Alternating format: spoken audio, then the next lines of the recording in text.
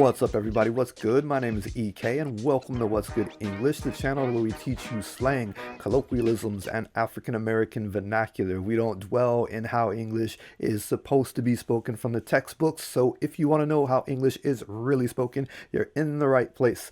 Today is Tuesday, which means another English listening episode, and this one is because of my little sister. She just graduated university last week, así que quiero decir felicidades a ella. Estoy muy orgulloso de ti y bueno, quiero que su vida sea llena de cosas buenas. For Christmas last year, she gave me a book, a really fun book of short stories. It's called How Long Till Black Future Month. I'll put a link to it in the description. It will be an affiliate link, so if you want to support the channel, if you buy the book through that link, I will get a small commission. Anyways, I'm going to be telling you one of the stories from that book that I enjoyed a lot, of course, with my own dialogue and my own narration, so that you can learn a little bit more slang or common phrases or idioms that we use, even maybe a little bit of African American vernacular, and hear how those things are said in context. Anyways, here we go. The name of this story is The Storyteller's Replacement. You will have to read the book to find out why it's called that, because I cut those portions out because they don't really work for this format. And just an FYI, this story is not for kids. In fact, the book isn't for kids. It is a book of short stories, really cool, interesting short stories that I highly recommend you read, but not for kids. Now that I've said all that, once upon a time there was a king, and this king had a problem. He was impotent. He couldn't perform in bed. His mojo wasn't working, whatever you want to call it. And that was a huge problem because you need to be able to perform and able to have children so that they can inherit and you can pass on your legacy. And the constituents of the kingdom did like him, but they were starting to talk about what was going on. Like, dude, man, king been married for like how long, and he ain't got no kids. What's going on with this? And the king needed to solve this problem, so he went and he spoke to the king's mage, a wise wizard, and the wizard told him, well, what they used to do way back in the day was like they would go out and they would find a dragon. If you eat the heart of a male dragon, you'll have all that virility in you. And male dragons, they just go wild with it. They just impregnate as many of the female dragons as they can to grow their species. So yeah, just go find a male dragon. But that was the problem, because the dragons had pretty much been hunted nearly to extinction because of all the people out there chasing glory, trying to win the hearts of the fair young maidens and show, how strong of a warrior they were and all that. But one day, someone from the castle happened to spot a dragon, so the king and his strongest warriors went out there and they found the dragon in the cave, and they had a little fight with the dragon and they killed it. And they realized, oh no, this is a female dragon. And the king was like, I don't know, I'm supposed to eat the heart of a male dragon with a female dragon. It could be something different. I don't know how it's going to work. But then they spotted an egg, and the female dragon was nesting this egg, and they were like, oh, okay, well, maybe she's going to have a boy. Let's go ahead. Let's break open the egg and let's find out. So they broke open the egg, and they could not determine the sex of the dragon by what was inside. So the king just made a split-second decision, and he ate the heart of the female dragon, and instantly he felt changes in his body, and the mojo clicked back on, and he was like, I gotta get back to the castle. While he was on his way to the castle, he sent a messenger ahead of him, and he said, hey, I want you to tell my wife and my 5 concubines to get ready. Daddy's coming home. We're gonna do this thing. It's gonna happen. It's finally gonna happen. The king got back to the castle, and he did his business with his concubines and his wife. And after a few weeks going on like this, all of them became pregnant, all 6. And at that point in time, once it was revealed that all 6 were pregnant, he lost his libido, just went exactly back to what he was before. Couldn't perform, was impotent, just everything was gone. All the mojo was gone. So the king went to the mage, and he was like, hey man, like what's going on? Like, I ate the dragon heart like you told me, and like, it worked, and now it's not working, man. I need you to do something. I need to get this going again. I want to have a ton of kids. And the mage was like, oh, I mean, it's supposed to work. You ate the heart of a male dragon, you get all the virility from the male dragon because that's the male dragon's purpose. The purpose is to go out there and just impregnate as many other females as they can. And so the king had to reveal, well, I mean, yeah, you see what had happened was, we got there and it wasn't a male, and then like there was an egg, but like we couldn't tell if that was. So I actually ate, the female heart. Like what's up with that? Like was that wrong?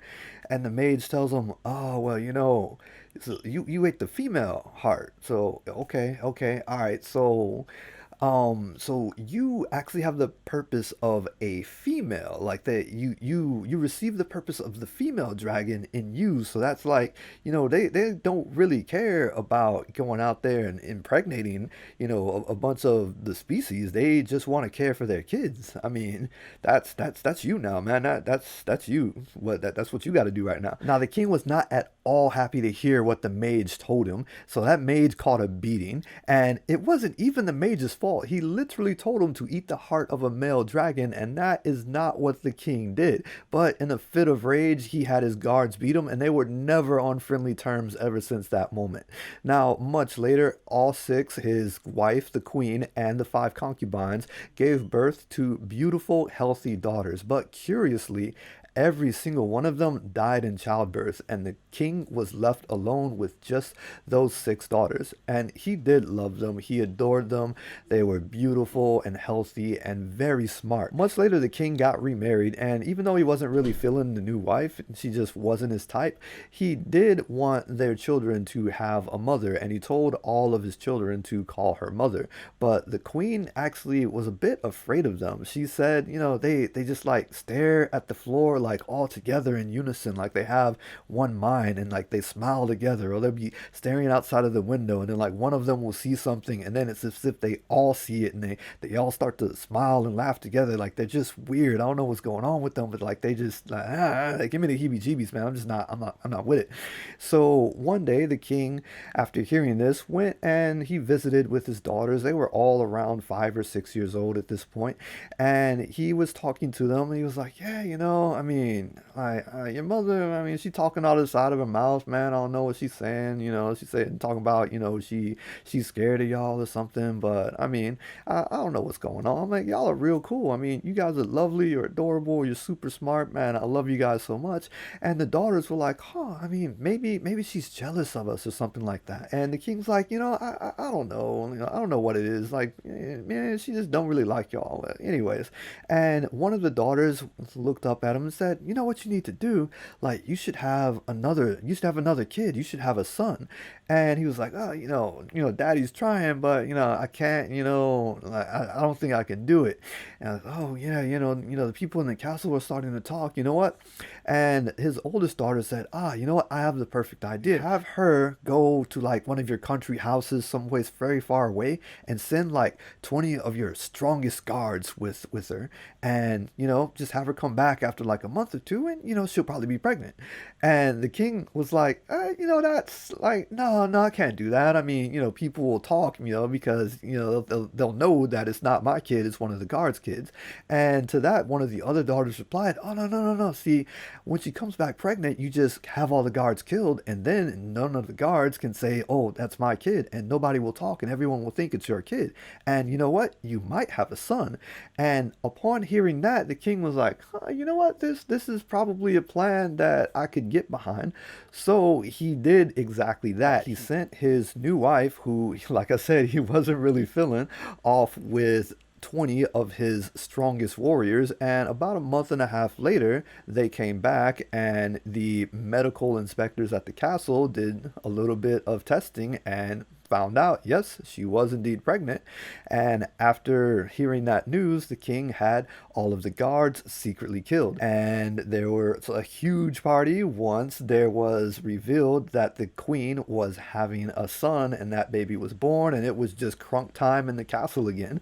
And the king didn't really care that his queen had lost her mind in the process. Obviously, the king was not a good man. So, about 10-ish years later, when all of the girls were around 16 and ready to be married off so that the king could create alliances, because that's what they did back in those days. They created alliances through marriages, they squashed beef through marriages, all that sort of stuff. The daughters were highly sought after from all of the surrounding realms, not only because of their beauty, especially the youngest two, but also their intelligence. One of the daughters was well on her way to becoming a world-renowned scholar and had her pick at what university she wanted to go to.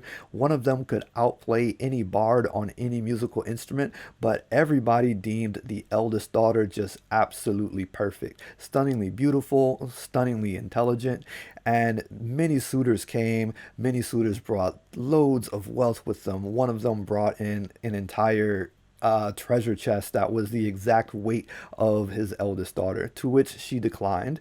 And they all declined every single suitor that was brought to them. Just nobody was up to their level, up to their standards. And the king questioned this because he really wanted to make these alliances, and people were starting to talk. So one day, one of the daughters came to him and they said, "Father, well, we already have status and we already have wealth. That is not what we desire.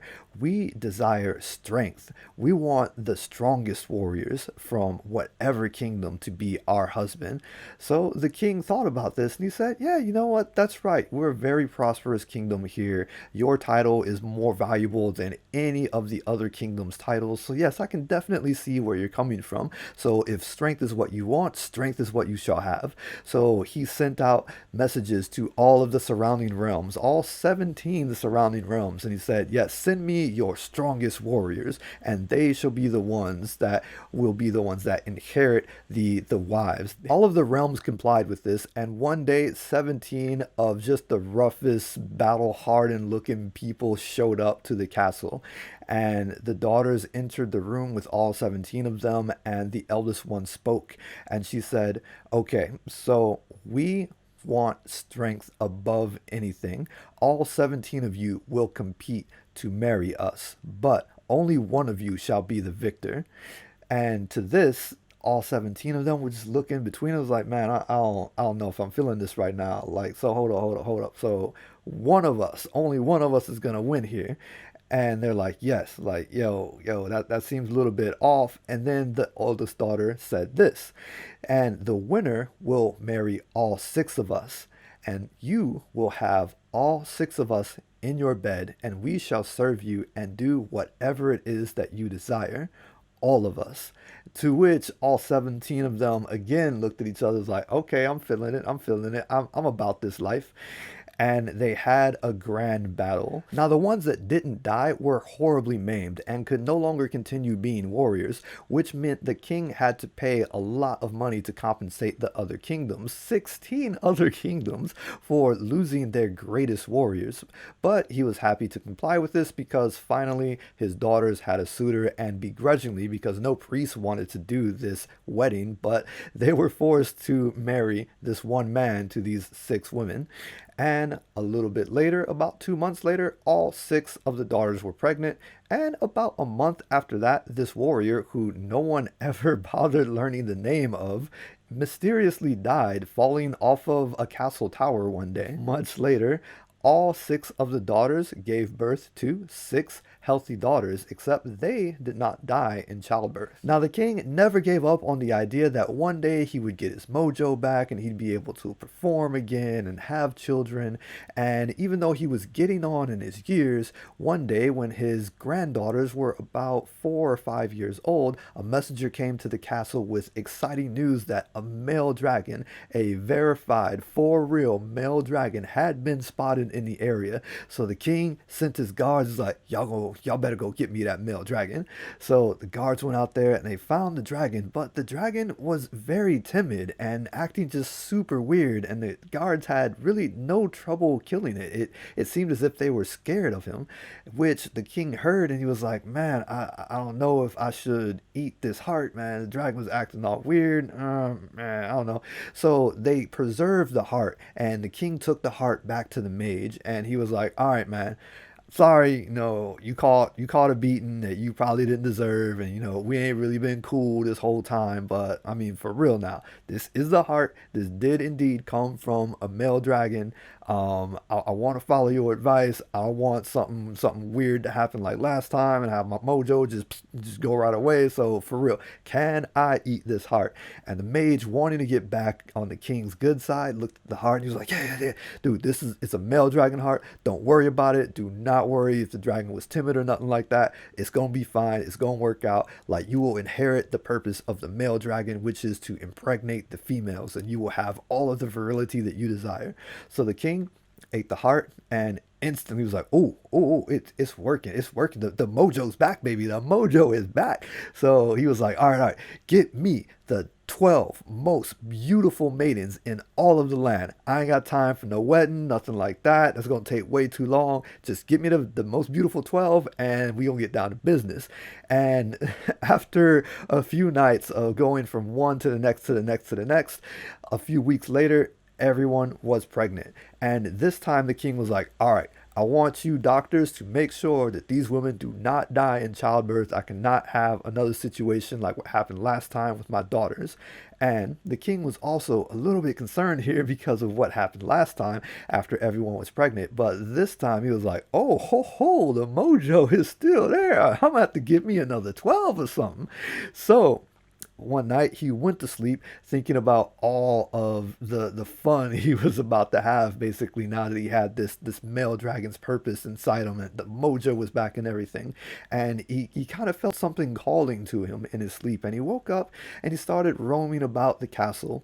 And while roaming about the castle, he was led to the room where his daughters were, and all of his daughters happened to be in that room, along with his son, who was really the son of one of his guards. The eldest raised him as if she were her mother, so he inherited all of their customs, and they all had all of their children in there with them. So it was his daughters, his son, and his granddaughters all together, and they looked at him a little concerned, and he kind of felt a bit concerned in their stares back at him, and he was like, hey, what's going on with everybody in here like this? And his eldest daughter began to speak, and she said, oh man, we had hoped to be able to grow our numbers again slowly, but we can't just have you all willy-nilly going around impregnating everyone. That's just not gonna work out. And she started to approach him. He, was just dumbfounded, standing there staring and listening as she approached. And she was saying, it's such a horrible thing that men are so weak that they would choose to try to take power from something else instead of build that power within themselves. And that it is such an easy task to manipulate men with jealousy or with the idea that they can gain some sort of power for nothing. However, and as she said this, she was dead in front of him with her hand stroking his cheek, and she said, you have done right by us. You have loved us, and we have felt that love, and you have provided for us, and we are very thankful for this. And you have most assuredly sired one or a few sons in this herd of 12.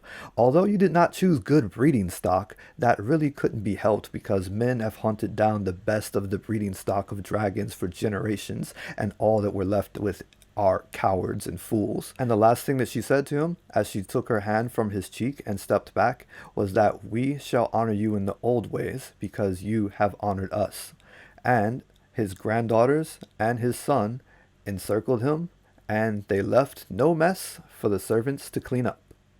Alright everybody, thank you so very much for watching. That does it for this episode. I hope it was entertaining. I hope you liked it. As I said at the top of the episode, you can find a link for the book How Long Till Black Future Month, where this story can be found in the description. It is an affiliate link, so it will support me. I'll get a small commission if you use that link to buy the book, which I recommend you do because the source material is wonderful and the short stories are across several different genres, not just fantasy. So please check it out. It's a really fun read. Anyways, as I said, I hope you enjoyed the episode. It was a fun time making it, and I will catch you guys next Tuesday with another Story Time Tuesday English listening practice. That is it for now. Ciao.